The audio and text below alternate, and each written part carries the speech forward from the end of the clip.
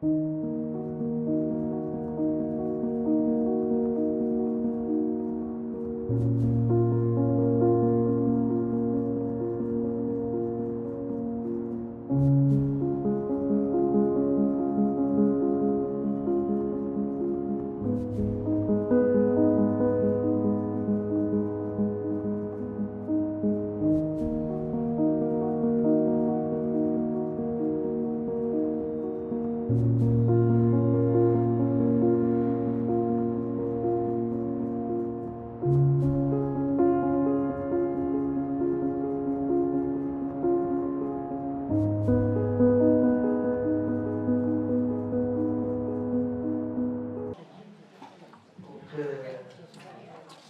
salle est pleine, tant mieux.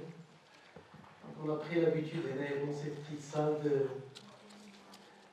à chaque fois de manifester notre amour pour l'art, pour le musée, pour la culture en général. Et là, c'est une thématique qui est vraiment très intéressante, c'est l'école du Nord. Mais dans une approche qui concerne surtout les dernières années. Vraiment que les amis peuvent en parler encore plus. L'école du Nord a pris la voilure qui est encore plus intéressante pour l'histoire de l'art moderne marocain, où on constate vraiment la démarche, le niveau de création qui atteint une certaine maturité. Donc, je suis incapable de parler de l'école du Nord alors qu'il y a des gens qui sont vraiment des spécialistes de l'école du Nord, des gens qui la connaissent bien. Mais nous, ici, on aime beaucoup l'école du Nord. On a pas mal d'artistes, peintres, depuis les fondateurs jusqu'à aujourd'hui. Et donc, c'était pour nous un rendez-vous important. On a parlé de ces jeunes qui font vraiment la spécificité de cette école-là, et qui lui permettent maintenant non seulement d'être connus à l'échelle nationale, mais également à l'échelle internationale. Donc sans plus tarder, je vais laisser les spécialistes parler, et j'espère que ça va être un moment très, très sympathique, et on va partager beaucoup de choses avec l'école vraiment particulière, si particulière au Maroc. Donc je vais encore une autre fois, et en tout cas, on va...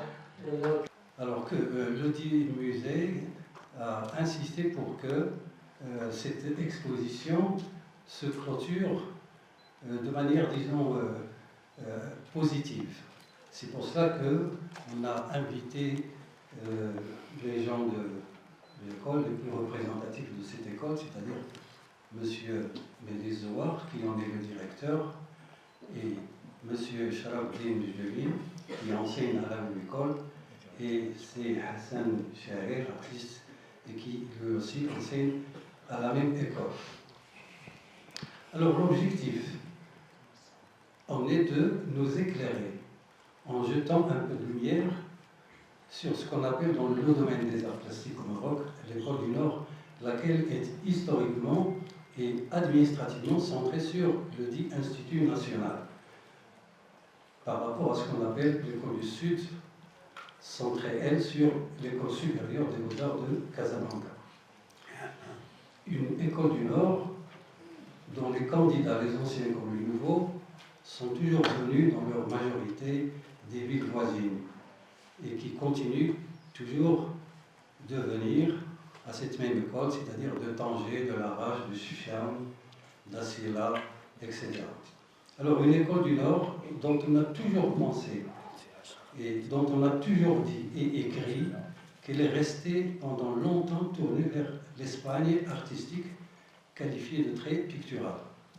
Une école du Nord qui privilégie la lumière éblouissante de la Méditerranée et associe à son atmosphère chromatique les teintes inspirées du terroir, dans un style réaliste marqué par l'académisme hispanique. Cela par rapport encore à l'école du Sud, marquée, elle, à ses débuts, surtout par le formalisme, c'est-à-dire l'abstraction et la géométrie, et un usage identitaire de couleurs chaudes, le jaune, le rouge, le marron, les tons terre, rouille, etc. Alors, dans le sillage de ces réflexions, l'objectif aussi de cette conférence est de nous rapprocher tant soit peu de la réalité fonctionnelle de l'Institut national des beaux-arts de Tétouan, de nous dire ce qui distingue aujourd'hui son enseignement en termes de programmes, d'activités parallèles, d'ateliers et ses pratiques, et bien sûr d'événements culturels initiés par lui. Bref, ce qui fait que tel institut est considéré aujourd'hui comme un champ d'expérimentation multidisciplinaire favorisant l'éclosion de nouveaux talents comme ceux qu'a fait aujourd'hui le musée et générant de nouvelles possibilités visuelles à l'avant-garde. Sur ces différents points, on entendra d'abord M. Zouar, puis ce sera ensuite M. Chalabdine en sa qualité d'écrivain et de coordinateur au sein de l'Institut du Master contemporain et des compétences numériques. Enfin, M. Hassan Chaeb qui nous parlera de son travail d'artiste et, si possible, du profit de que ces étudiants en tirent étant professeurs de volume. Mais d'abord, une présentation de M. Mehdi Zouar.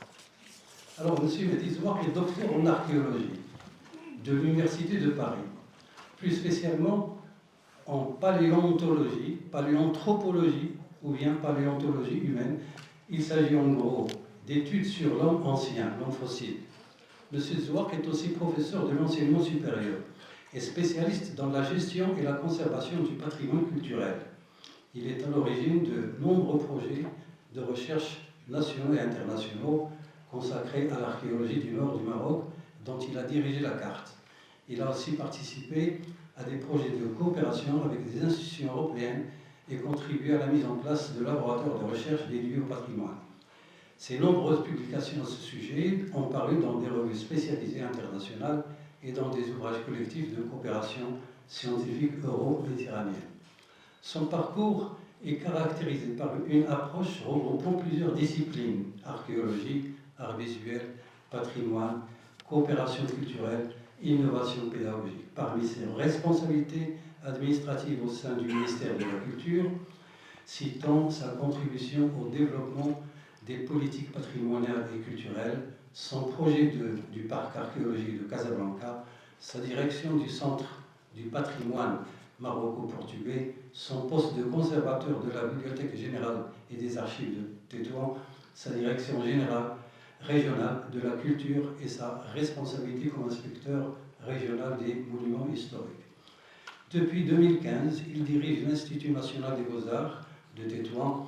Entre autres de ses activités artistiques à ce sujet, M. Zouar a commissarisé plusieurs expositions nationales et internationales, comme il a dirigé et cofondé de nombreuses initiatives majeures, telles des festivals internationaux, des forums dédiés aux médias et au patrimoine, des événements de design et des plateformes de création numérique.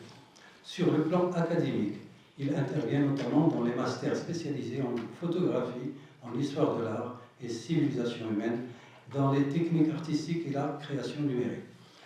Selon parcours universitaire, culturel et scientifique, dont nous n'avons cité que quelques aspects, tellement il est riche et diversifié, n'a pas été sans valoir à M. Mehdi Zouar une reconnaissance officielle et des honneurs remarquables, dont nous citons la croix d'officier de l'ordre du mérite civil décernée par le roi d'Espagne, Philippe VI, le titre de chevalier de l'ordre des arts et lettres du ministère de la Culture de la République française, une médaille d'honneur de la ville de Lisbonne pour la coopération culturelle maroco-portugaise, une distinction de l'Université d'Alexandrie en Égypte dans le domaine des beaux-arts, ainsi que d'autres distinctions nationales et internationales, et non des moindres. Je rappelle enfin que M.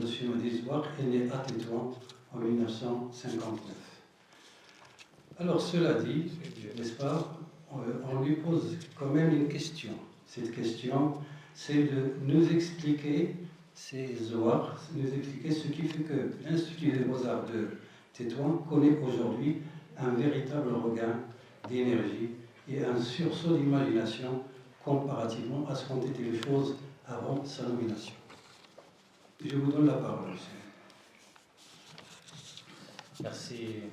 Ben Hamza, voilà, pour cette présentation que je ne mérite pas tellement. Donc, tout d'abord, voilà, je remercie la présence, tout avec son nom, bien sûr, sa distinction, mais permettez-moi de vous dire quand même, dans cette salle, il y a cette génération.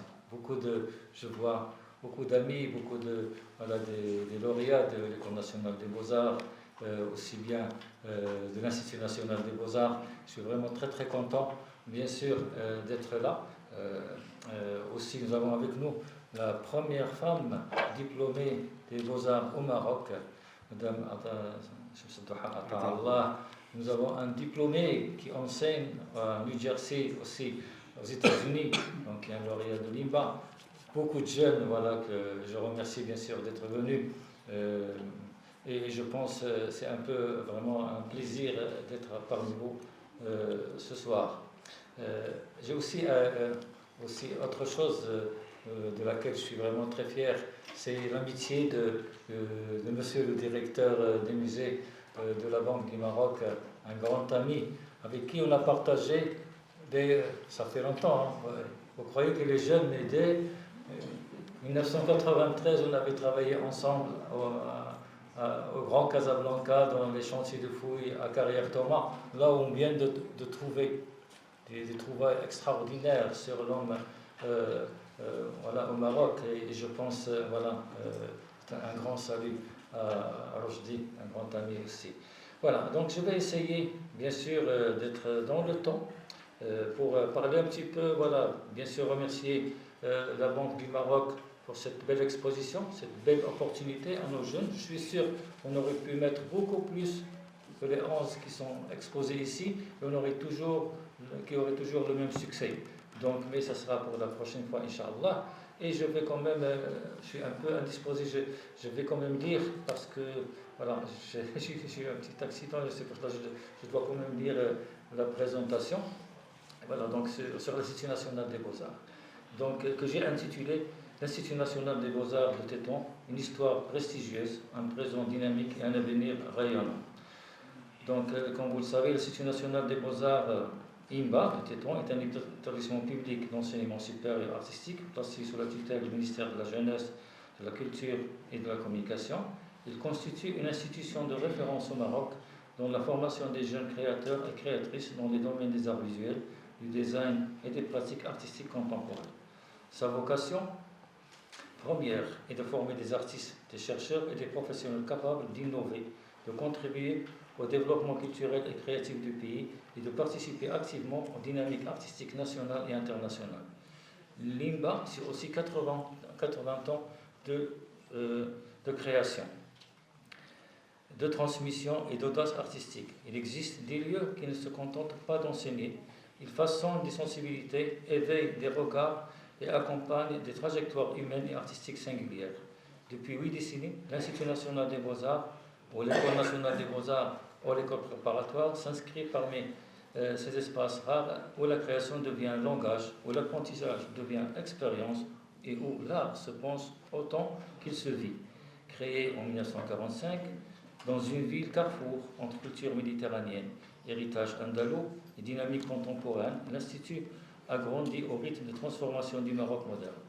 De l'école préparatoire, comme j'ai dit, des beaux-arts, à l'actuel établissement d'enseignement supérieur spécialisé en art visuel, son histoire épouse celle d'un pays en construction culturelle, porté par des artistes pionniers, des enseignants visionnaires et des générations d'étudiants animés par le désir de créer autrement.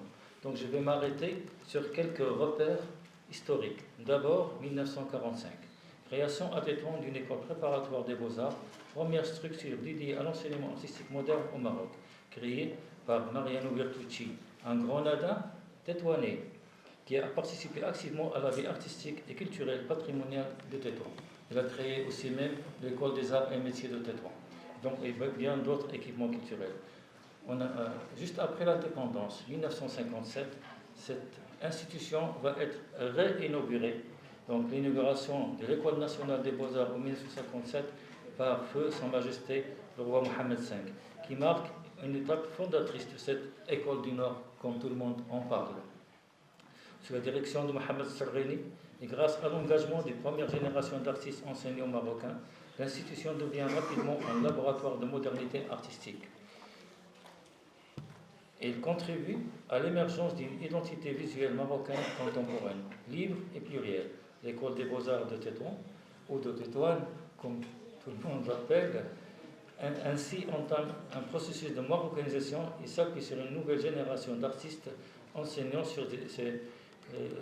issus des premières promotions. Et là, je vous invite à visiter le Centre d'art moderne de Tétouan, qui est la réelle mémoire de l'Institut national des beaux-arts, et vraiment où vous allez rencontrer Kimrara, Sarrini, Fakhar, Sfaz, Bouzey avec nous, Ata'Allah, donc, et bien d'autres. Et bien entendu, on est en train de préparer la 4e salle. La 4e salle qui sera dédiée aux jeunes, tous les lauréats à partir de 1993 jusqu'à maintenant. Donc, ça sera dans quelques mois. Ça sera une première aussi et une évolution de cet institut. 1993. Par décret interministériel, l'école se transforme en Institut national des beaux-arts en se consacrant comme établissement d'enseignement supérieur et reçoit la mission de former des cadres supérieurs dans les arts plastiques et appliqués et confirme son rôle central dans la formation artistique nationale en tant qu'unique institution publique, je dis bien publique, spécialisée dans ce domaine à l'échelle nationale. Depuis lors, l'IMBA n'a cessé d'évoluer et de se réinventer et d'anticiper les mutations de la création visuelle. Les 10 dernières années, c'est un peu cette exposition aussi, donc on raconte ont marqué une phase décisive dans l'histoire de l'école, avec des objectifs majeurs. D'abord, l'intégration au système universitaire LMD. Donc en 2015, nous avions des défis. Donc voilà, l'ouverture sur ce qu'on appelle actuellement la recherche-création, le développement des pratiques digitales, extension territoriale à travers de nouvelles annexes régionales et diversification des parcours pédagogiques. C'était un petit peu ce qu'on s'est tracé, ça fait une dizaine d'années, et ceci s'est concrétisé sur plusieurs étapes, heureusement. Donc 2015, début d'une nouvelle phase de modernisation et de développement stratégique visant l'intégration dans les réformes universitaires, l'ouverture à l'international et la diversification des programmes pédagogiques.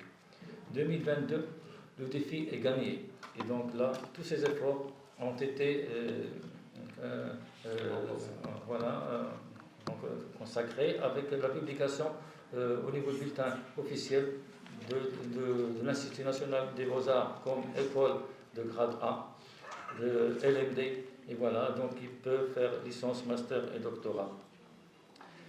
Voilà, donc ça c'est vraiment très, très important. Et plus que ça, l'Institut a été classé dans la catégorie A des institutions d'enseignement supérieur.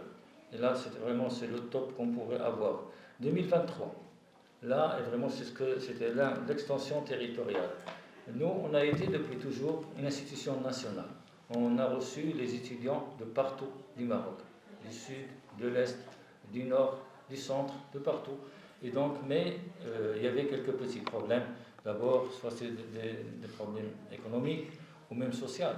Donc, des fois, il y a beaucoup de filles qui ne pouvaient pas venir faire leurs études parce que leur famille ne les laissait pas voyager pour faire les beaux-arts à Tétouan. Donc, c'est pour cela que nous aussi, on a dit qu'il faut qu'il y ait un équilibre, une sorte de démocratie territoriale. C'est pour cela, avec le ministère de la Culture aussi, qui a été à l'écoute, on a pu ouvrir 3 annexes. Une à Rabat, qui se trouve à Salé, l'autre à Oujda et l'autre à Agadir. Un petit peu pour répondre aux besoins un petit peu territoriaux. Voilà, donc comme j'ai dit, c'est aussi pour accompagner la structuration d'un réseau national d'enseignement supérieur en art. Cette transformation traduit donc une volonté claire, inscrire l'enseignement artistique marocain dans les dynamiques internationales tout en restant profondément ancré dans la réalité culturelle locale. Ainsi, on a réussi une transformation académique majeure. Actuellement, l'IMBA est engagé dans une réforme profonde reposant sur plusieurs axes. Intégration aux standards universitaires nationaux et internationaux, donc avec ce qu'on appelle actuellement les ECTS, les European Credit Transfer, lesquels nous, on est vraiment très fiers. Et comme ça, nos étudiants peuvent aller terminer ou poursuivre leurs études dans toutes les universités du monde et on peut en même temps recevoir des étudiants un peu de partout et c'est ce qui se passe actuellement. Le deuxième point, c'est développer de nouvelles filières intégrant recherche et création, et aussi pratique contemporaine. S'ouvrir sur le domaine de la création digitale. D'ailleurs, et là ça a été concrétisé par le Lab Digital Maroc qu'on a créé entre le ministère de la Culture et l'ambassade de France. Et je peux vous dire que c'est le meilleur laboratoire digital en Afrique, sans discussion. Et peut-être l'un des meilleurs au niveau de la Méditerranée. Et je pense que c'est une référence nationale, comme j'ai dit, africaine et méditerranéenne. D'abord, un autre point, c'est l'ouverture vers l'art conceptuel. Et là, c'était vraiment l'un aussi des grands défis. Les nouvelles technologies et les pratiques interdisciplinaires. Et là, je pense à l'art conceptuel, et vraiment, je dois rendre hommage à un artiste, un grand artiste, actuellement, qui s'expose au musée Mohamed VI, c'est M.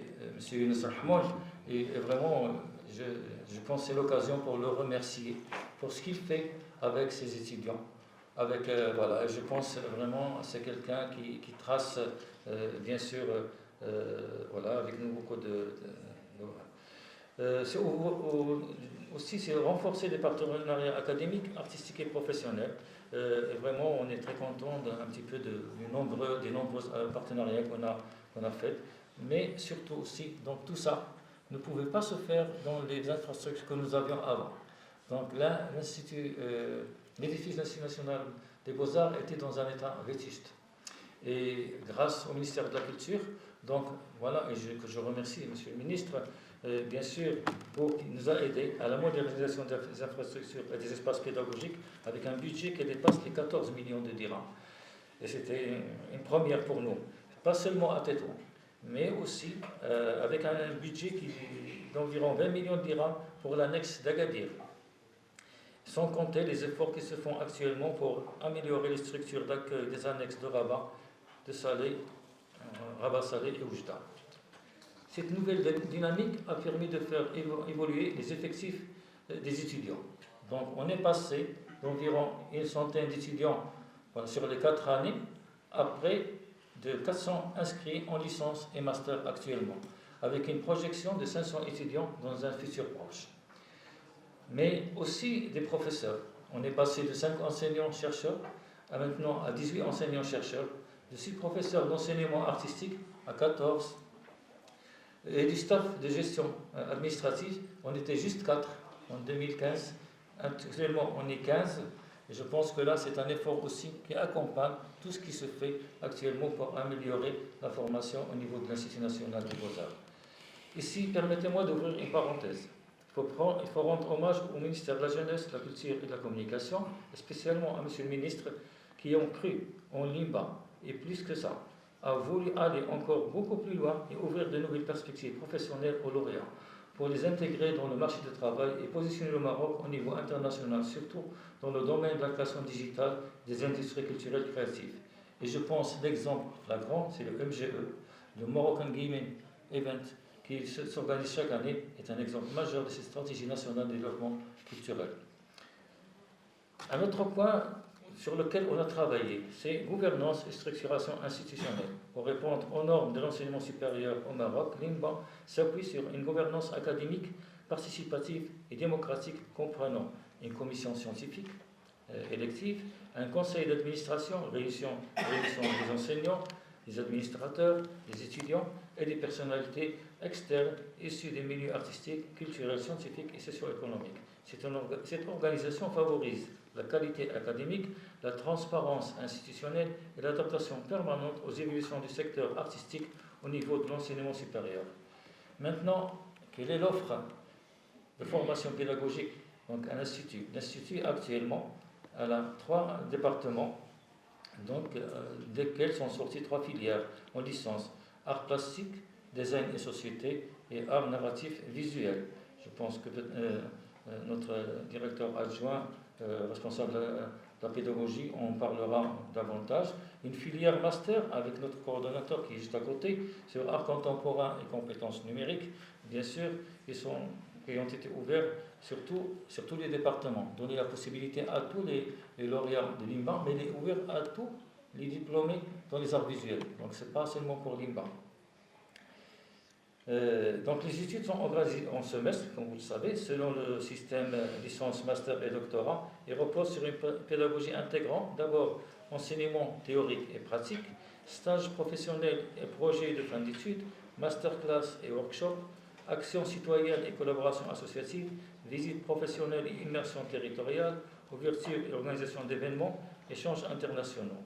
L'approche pédagogique vise à accompagner les étudiants vers l'autonomie créative, l'esprit critique, la recherche, création et l'innovation artistique.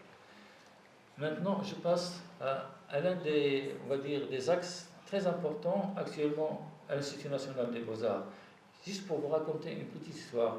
Quand je suis arrivé à l'INBA, donc bien sûr, l'INBA, elle a été toujours avant-gardiste, leader dans le domaine de la formation des arts visuels. Mais quand je suis arrivé en début 2015, j'ai remarqué que l'INBA allait dans une orientation et les étudiants allaient dans une autre, carrément. Donc voilà, avec les étudiants avaient beaucoup d'intérêt pour tout ce qui se passe dans le domaine de la création digitale, gaming, voilà. Et nous, on restait un petit peu, voilà, c'est vrai qu'il y avait de la recherche beaucoup, mais alors ce qui fait, donc nous, on s'est réorienté. On s'est réorienté et je pense que les fruits, ils sont là, dans ce qu'on trouve aujourd'hui, dans cette exposition. Et vraiment, on remercie ces étudiants qui ont été entêtés, on va dire, mais qui ont insisté, bien sûr, pour que l'INBA vire vers une nouvelle ère. Et je pense que c'est important. C'est pour cela que l'innovation numérique et nouveaux métiers pour nous étaient fondamentaux. Les artistes formés à l'INBA évoluent désormais dans un écosystème global où la création visuelle dialogue avec le cinéma, le design, le jeu vidéo, l'animation ou encore des expériences en XR, VR et ainsi de suite. Ils participent activement à une économie créative mondiale en pleine expansion, tout en développant des approches critiques et poétiques du réel. Depuis plus d'une décennie, l'INBA s'est engagé dans le développement des pratiques artistiques numériques et immersives, animation 2D, 3D, illustration numérique, donc réalité virtuelle, gaming, mapping et création audiovisuelle contemporaine.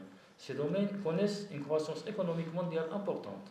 Selon plusieurs rapports internationaux récents, l'industrie mondiale des jeux vidéo dépasse aujourd'hui 200 milliards de dollars. Le marché de la réalité virtuelle est augmenté, devrait passer 100 milliards de dollars d'ici 2030. Les industries créatives culturelles représentent près de 3% du PIB mondial et plus de 30 millions d'emplois. Cette orientation permet aux diplômés de s'insérer dans des secteurs en forte expansion. Mais au-delà des mutations technologiques, l'INBA demeure fidèle à son essence, transmettre une vision de l'art comme engagement personnel et collectif. Chaque promotion contribue à renouveler le paysage artistique marocain en affirmant des voix singulières et des regards audacieux sur le monde. La professionnalisation, c'était l'un de nos grandes préoccupations et les débouchés de nos lauréats. Donc, permettez-moi d'être chauvin, donc on parle bien sûr de trouver toujours des embauches pour nos lauréats. Cette hybridation des pratiques reflète l'imitation du monde contemporain, l'essor des industries créatives, des environnements numériques et des formes artistiques immersives, et surtout ouvre des nouvelles perspectives professionnelles et esthétiques. Outre la carrière artistique indépendante des diplômés de l'INBA, accèdent à de nombreux domaines professionnels. Ces domaines sont enseignement et recherche artistique dans les universités et des écoles supérieures, médiation culturelle dans des boîtes nationales et internationales, design graphique et communication visuelle, agences et entreprises événementielles, illustration, animation, édition, publicité et presse, design d'objets et de mobilier, donc métiers de la création numérique. Ils peuvent exercer comme indépendants aussi, salariés ou fonctionnaires, et poursuivre des études supérieures dans des études nationales et internationales. Je vais conclure. Donc, rayonnement culturel et partenariat. Bon, je ne vais pas. Donc, voilà, je vais finir. Donc, c'est bientôt. Voilà. Rayonnement culturel et partenariat. L'INBA joue un rôle majeur dans l'animation de la scène artistique marocaine et méditerranéenne. Il organise et co-organise des événements d'envergure tels que le Forum international de bande dessinée, la Biennale des écoles d'art en Méditerranée, Tétouan Design Event. L'Institut développe également de nombreux accords de coopération avec des universités, écoles d'art et institutions. Voilà. Donc, permettez-moi juste faire une allusion à cette exposition. ça sera une petite minute. Donc moi, j'avais préparé 3 lignes sur tous nos jeunes exposants. Mais de toute façon, je vais juste... voilà. Donc j'ai dit, cette exposition organisée à l'occasion des 80 ans de l'Iran, en partenariat avec le musée de Banque al-Maghreb, met le focus sur une nouvelle génération d'artistes visuels marocains.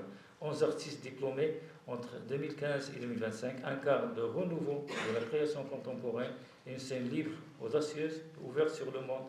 Leur univers varié explore mémoire, critique sociale, écologie, matérialité, numérique et narration visuelle, témoignant de la diversité esthétique et conceptuelle de l'Institut. Cette exposition constitue un hommage à la jeunesse créative marocaine ainsi qu'à l'ensemble des enseignants, artistes, partenaires et étudiants qui ont façonné 8 décennies d'histoire et d'innovation artistique. Merci beaucoup.